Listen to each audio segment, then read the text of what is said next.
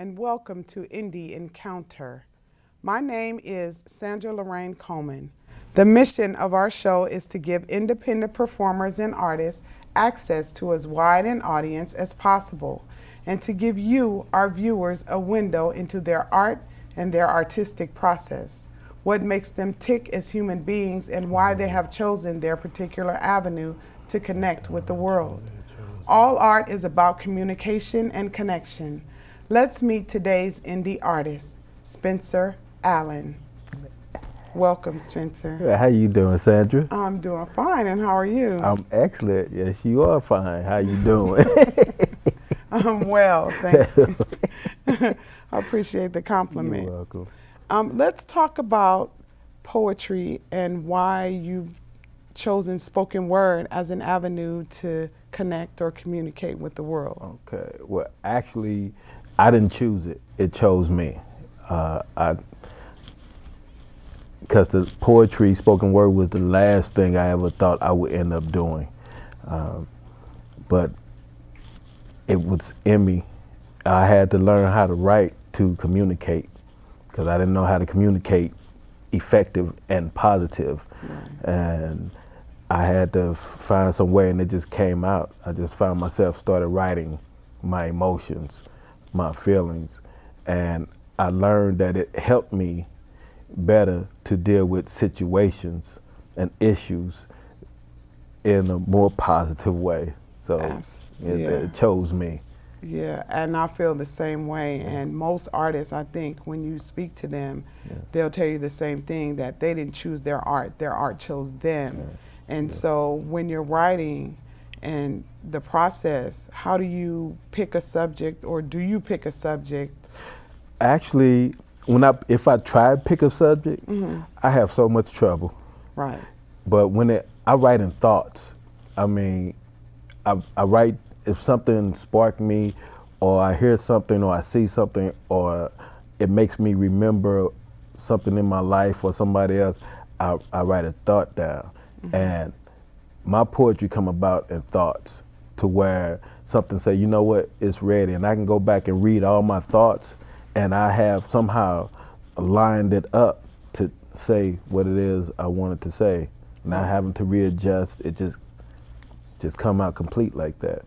So you have a journal, you have something that you keep, that you write down these thoughts and pieces of paper everywhere, and napkins. Napkins, be like, driving, having to pull over, trying to find something, receipts. Right, I've seen people even write on their hand. But by the time I've been at the gym working out, and I'm like, I'd lose whole train of thought of working out because I got to get down to the locker room, because something like profound in me is like, I got to, because I know from history, I would not remember it by the time I say I'm gonna write it down. Right. So you have to keep something readily available. And you also have a couple of products. Yes, I do. I know you've done venues. And tell us a little bit about your products that you have, your books. I have 2 books, right? I have actually 2 books and a CD. The Rebirth of Me, or The Rebirth of Men. My poetry, my self-evaluation, self-empowerment of how I actually learned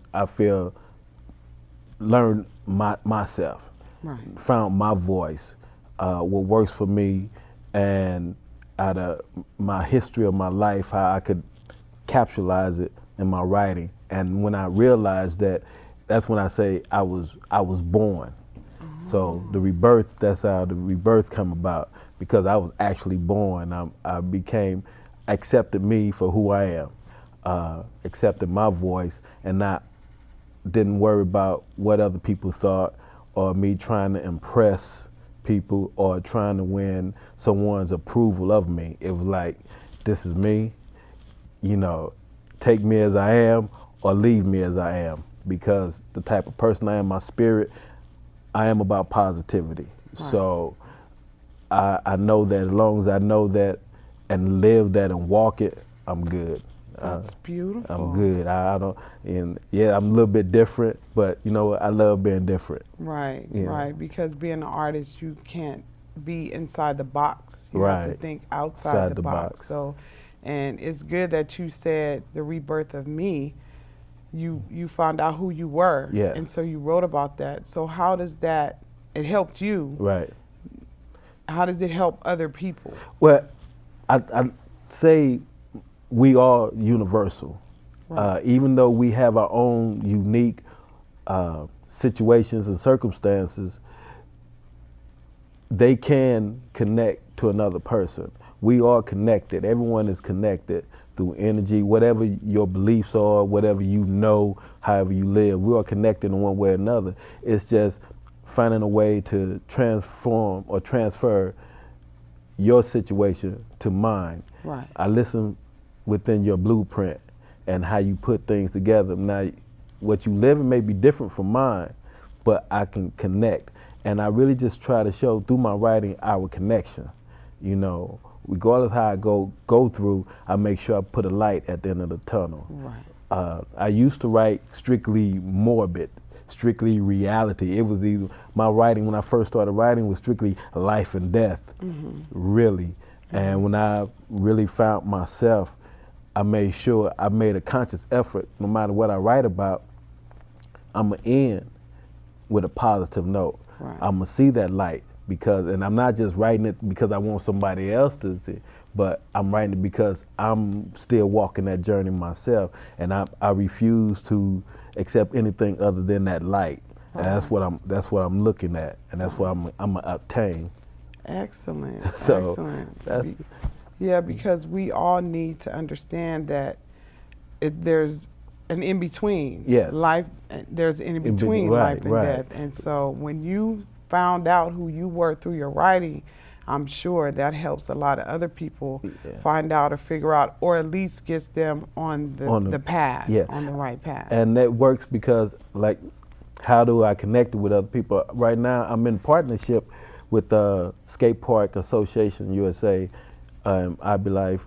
We actually go into charter schools dealing with at-risk youth who've been put out of regular school, coming out of juvenile, and my creative writing workshop that I do, I show them or try to get them to find their voice, to let them know, use their situation to find it and use it in a positive way. To because you may be in a situation that you are, you may not have no support, but you can learn how to be your own support. You first got to find your voice. You first got to know how to channel your emotions instead of letting them be rampant. Right. Channel them through writing. Right. And I try to show them how, and the steps I teach them are the steps that I did for myself. Journal, write out your day. Any type of emotional feeling that you go through, somebody do something to you where normally you would just quick to react. Right. Write out how it made you feel. Because I learned that once I did that, it gave me a visual. So I can actually see, okay, you know, whereas before I didn't have that. It was just quick reaction. But I gave myself a visual, and I started to learn, okay, why did I feel that way? What about them made me react that way? Right. And I put it on paper. I write the words gave me my picture in my mind to see. So the next time I saw the same type of action, I had a constructive visual through my writing. Okay, I can better maneuver. Right. Now I can better maneuver for me. And I tell the students that I started off having to actually write out my day. Like when I first got up, what I was going to do, and I couldn't deviate, because if I deviated from it, it'd take me a few steps back. And I tell it, it's not just, that's me. I fell into writing. You don't necessarily have to be a writer. You can use it for your everyday life, whatever you want to do, however you want, but just find a way. It's just a medium for you to find a way to construct yourself positively, regardless of what anybody think. Absolutely, and that sounds like a really good program, a really powerful and important program for the youth. And I would just want to say right now, thank you for having that type of workshop and presenting it to the charter schools And speaking of children in schools, you have a son Yes. that Yeah. just graduated. Tell us a little bit about how your My art and your relationship has impacted him. him. My son named Jabari Kyrie. That's his first name. Mm-hmm. My writing impacted him because he's going to college to be a writer. He's going to double major at Columbia College in Chicago in music and creative writing, and he says he might change creative writing to journalism. So, and our relationship was built spiritually because I was always away from him. So, but I was always a part of his life, so the Right. distance didn't matter. Right. I made sure I was a part of his life, even though I was so many miles away. Right. I was there. Something going on in his life, I'm there. Right. I always talked with him. I always had him with me out here. Right. And when he was 11, he said what he wanted to do. I said, okay. I started putting him around people who knew history. And I told him, if you're going to do it, you're not going to do it because it's going to be a quick thing for you. Right. You're going to learn about it. Right. So you know, so you can Right. talk it, Right. live it, and actually do it in a constructive way. So yeah, I mean, I'm proud. Yeah. You should be. My man. Whew. So important. Yeah. And now that we've talked about your product and the work that you're doing, we would love to hear some of the wonderful work that you've done. So would Okay. you please bless us? Yes, I will. Let's go. Yes. Okay. Actually, the first poem I'm gonna do is it's about my son. It's entitled "The History of Me and You." Anticipation had us gasping. Time was elapsing. Clock ticking down. 5, 4, 3, 2, 1. To zero, not fast enough, for a new legacy had just begun on Wednesday, August 26, 1992 at 1:06 a.m. Coming loud and strong 5 weeks before the appointed time, an unseen force materialized. Jabari Kyrie was born, and I cut the umbilical cord. Brave King is what we named you, teaching you early how to stand in defense for what's right, not just for you, but for your people too. Grooming you to believe in God, the Father, and wisdom. Yes, and to know that my son is so much in me, I lost that poem. Is there a chance for me to start it over? Yes. Okay. Anticipation had us gasping. Time was elapsing. Clock ticking down. 5, 4, 3, 2, 1. To zero, not fast enough, for a new legacy had just begun on Wednesday, August 26, 1992 at 1:06 a.m. Coming loud and strong 5 weeks before his appointed time, an unseen force materialized. Jabari Kyrie was born, and I cut the umbilical cord. Brave King is what we named you, teaching you early how to stand in defense for what's right, not just for you, but for your people too. Grooming you to believe in God, the spiritual. You see, my mother, your grandmother, is Catholic. She's a walking saint. She's lived through life's turmoils and mistakes. In my eyes, she is divine. My father at times, well, I walked through his footsteps. But he needs to atone for past deeds of cruelties, brutalities to my Hail Mary, grandmother to my young God, in the name of God, God the Father, God Father. Why was I raised as your godson instead of the son of my father? Conceived out of drunken rapes, raised in the midst of love and hate. Why do you watch me as if I have two horns? I never asked to be born. Tricks are for kids, but let a young, it's been the ghost doing the tricking, yet you've allowed me to keep on tick, tick, tick, ticking. Made it through all the lickings like Time X, like Time X, like Time X.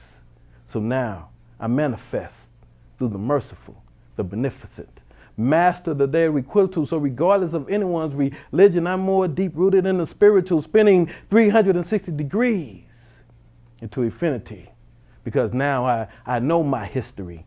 And today, no matter what it is that my father tries to hide with my son Jabari, stops all the lies.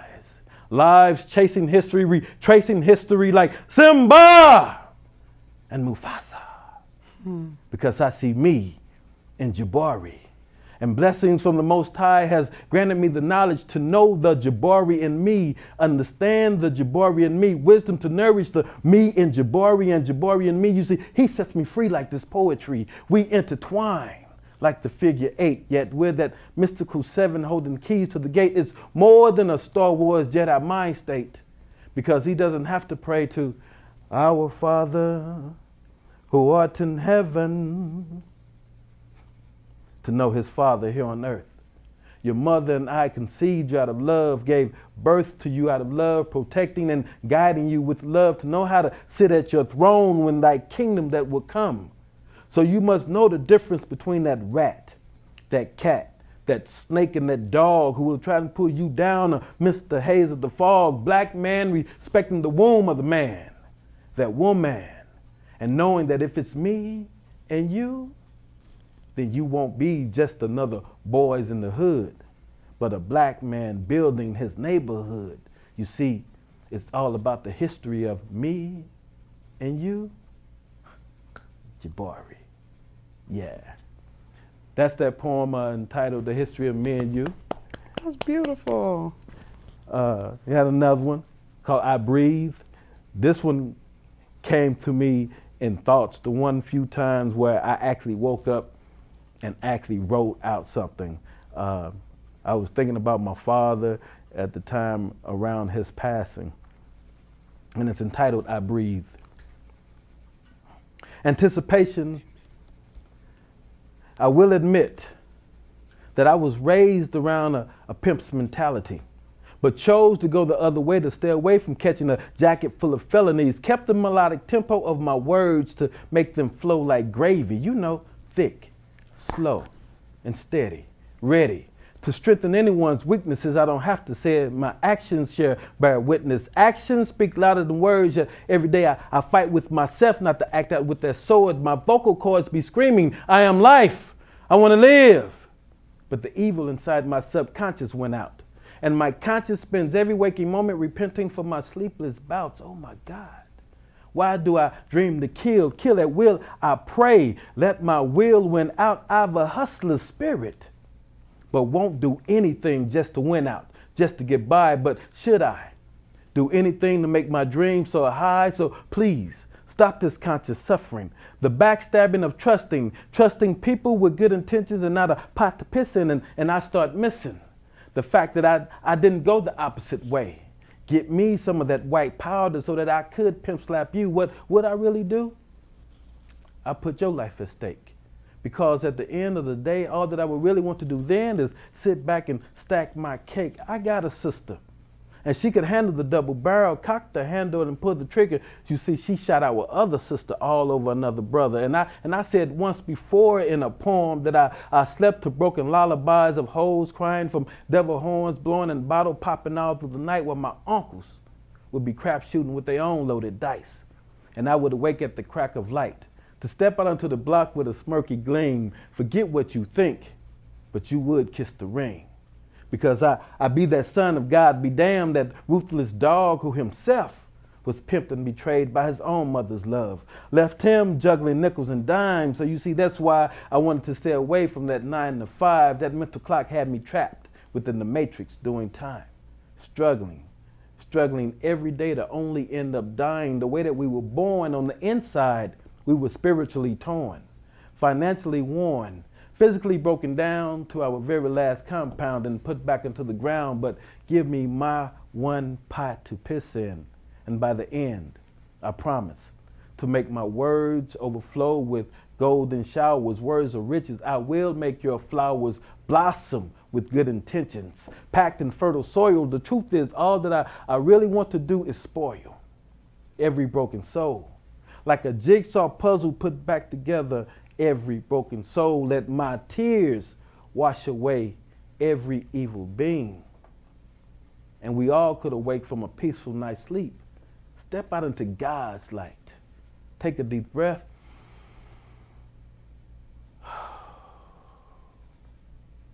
And just breathe. Just breathe. Yeah. That's wonderful. I'm gonna switch it up. This poem is entitled, What Would It Take to Show Love? And it's from my second book entitled Love's Regret, Regard, Reborn. If I was to write a poem with your name in it, would that let you know how much I love you? And in that poem, if I were to talk about how you have set me free and how I want to spend my life making you feel safe, every day doing the things to have you smile with glee, would that let you know how much I love you? And in this poem, if I were to write down on paper in poetic details all of our intimate endeavors, describing what part of your body I know how to run my fingers across to get that right giggle out of you, and saying that I know how to breathe the right vibrations in your ear, making you moan, feeling your body starting to squirm, kissing you in the right place as to arch your back, thus setting your pelvis in the starting position to contract and release. Would that let you know how much I love you? And if I was to say in this poem that when we are interlocked as one, you have the ability to make me sweat thunderstorms, and I have the ability to make you release oceans and tidal waves, washing away all past misgivings, bathing each other in a new bliss while I'm gazing into your eyes and you're turning my darkest nights into bright skylights from the countless stars that radiate from within you, giving me a feeling of accomplishing and conquering the world, making me swoop you up into my hands, offering you to the heavens and setting you upon cloud 9, because you see, truly, you are that divine one. Would that let you know just how much I love you? And if I were to say that from this moment forward, I would not speak it but live it. Every day, living my life for me so that we could, with vigorous action, use every conscious second, every waking moment, every sleepy dream for you, then we, us, you and I, could live happily. And mental pictures of you would be forever ingrained within my mind to shield out any negative thoughts that I could ever possibly have. And if by chance, if ever that mental picture of you were to begin to fade, all that I would really have to do is just reach around in my back pocket and pull out that ready backup of you that I carry to replenish my visual telescope. So you tell me, what would it take? And I will write it. I will speak it. I will live it, all so that you would know without a doubt just how much it is that I actually do love you. Yeah. And that's that poem. Wow. What would it take to show love? Wow. That was excellent. That's Excellent. more? Thank you so much. Actually, I want to ask you about understanding a man through poetry. Okay. Is this something that, this is your lecture series? Yes, that's actually a performance lecture I put together through my poetry. It was actually suggested that I do it from a good friend, excellent poetess, Nikki Skies. Wow. A few years ago when I was going through major relationship issues, and I was questioning. I had a lot of questions about, why. What am I doing wrong? What am I looking for that's wrong? Or all the questions. I've never blamed anybody else. It's, when you're in search of something, if you don't understand what you're in search of because you don't really understand you tend to connect with someone hoping that they do something for you. Right. Instead of you already knowing that you have it in you, and your mate, your partner, in my mind today is, I want a partner who compliments me, right, not completes me. Wow. I want to add to your happiness, right, not make you happy, right, because whatever you got going on in your life that I don't know about, right, once that illusion of me wear off, right, is when all the issues come about that can't be solved because it was illusionary in the beginning. right. And so I went on the quest, and I actually went back to old relationships. I mean, asking, what did I do wrong? What, right, ask them certain questions about themselves that I didn't think of to ask when we were in a relationship. I even actually put a survey out. I actually, seriously, I had to women, asked them to send me questions so that I could answer them from my perspective, Right. from my experiences, and I let everybody know this is a lecture from one man's perspective. Right. And I've been on both sides of the fence because I was married for 16 years. My ex-wife made an excellent career, huge, and she made more money than me. Right. So I've been on both sides. Right. So Right. and I answer them truthfully as I can, of what I went through, what I see that could possibly, it goes back to the connection. What do I have to offer that somebody else could take from it? And they're really questions that, when you read the 13 taboos, is what I Right. call it, you actually can put yourself in each question, and it's like a mirror. So if people want to experience your lecture series or your product, how can they get in touch with you? Get in touch with me through my website, which is www.spencerallen.biz, B-I-Z. Okay. They can also call me, my business number, which is 310-261-6463. Okay. And we want to say thank you very much. Thank you for having me. You are so welcome. This has been Indie Encounter, a journey into the world of independent creators of art and artistic communication. I want to thank today's guest, Spencer Allen, for sharing his vision with us.